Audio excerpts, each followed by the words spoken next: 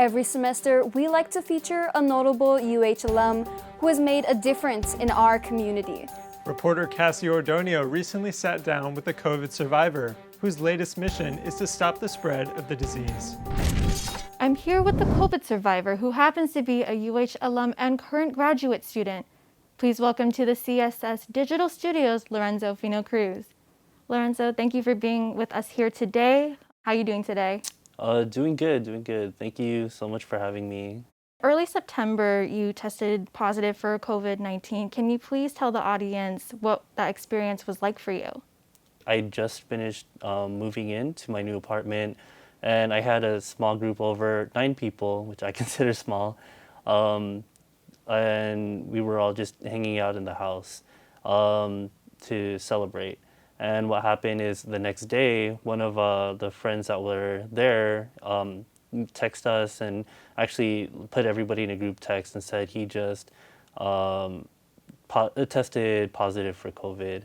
And so me and my roommate, we ended up getting tested the next day, and my results came back negative. But only like 2-3 days after that, I started feeling symptoms. And I didn't think anything of it because I tested negative. So, I was like, oh, it's probably just a cold or something. But it ended up getting worse. I couldn't move, body pains, fever. And then I called Kaiser, and then I tested positive the second time. What lessons have you learned now that you're a COVID survivor? I feel like it's really important to stay safe, and more importantly than thinking about yourself, thinking about how it's going to affect others.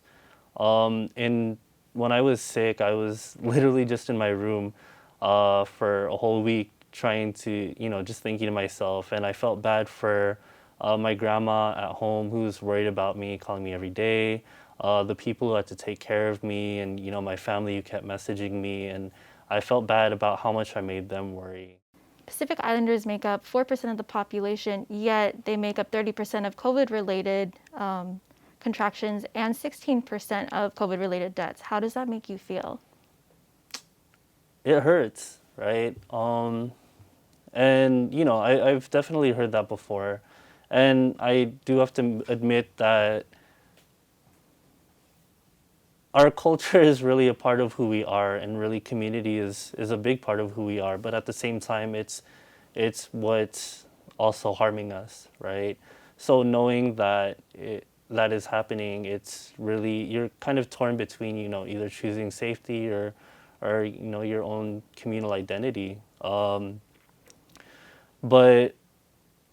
I think, there's a way that we're able to do it and be safe at the same time, right?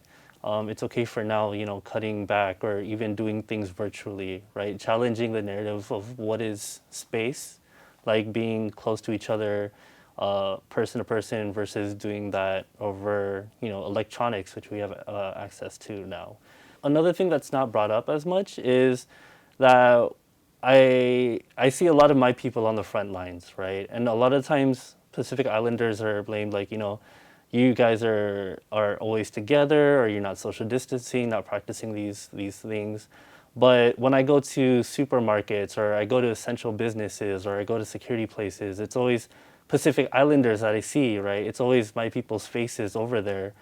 So we have to remember that it's not only because of us, but it's the institutions that put us there. And I think it's a responsibility of different places, of stores, of businesses, to also take care of their workers and the people who are working at these front lines.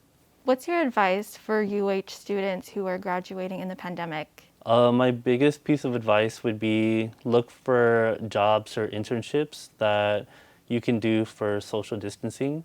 Even though there is talk about a vaccine coming out sometime soon, the time it takes to distribute that vaccine to large communities will still be a while, right?